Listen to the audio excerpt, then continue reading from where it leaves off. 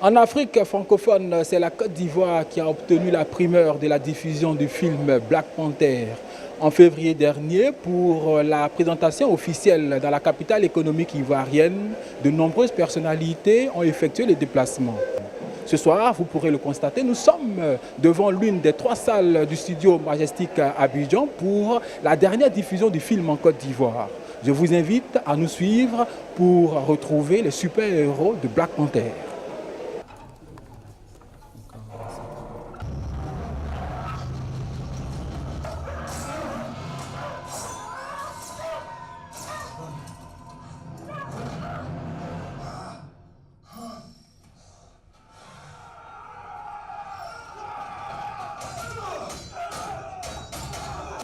Après 2h15 de projection en 3D, écoutons la réaction de ce spectateur.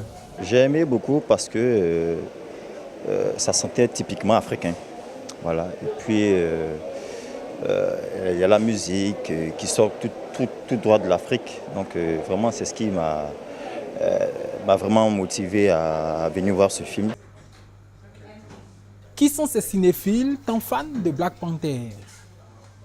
De prime abord, on aurait dit des juniors, des enfants auraient été intéressés, mais non, ce sont des adultes qui ont lu les BD étant plus jeunes, des pères, des mères, des adolescents, des enfants. Vraiment, on a toutes les catégories de personnes, tous sexes confondus et tous âges confondus. On a à ce jour fait plus de 25 000 entrées, ce qui n'est pas négligeable.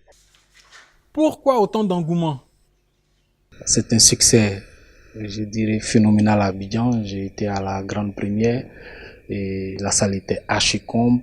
Vu la réaction du public, j'ai senti vraiment une adhésion totale à ce film-là.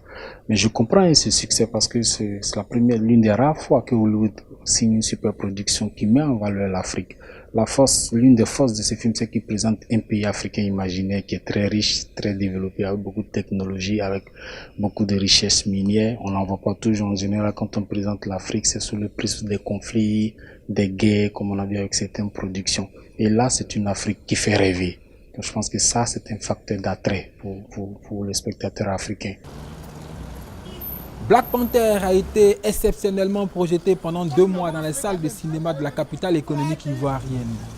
Malgré cela, les cinéphiles semblent ne pas s'être suffisamment délectés de ce blockbuster.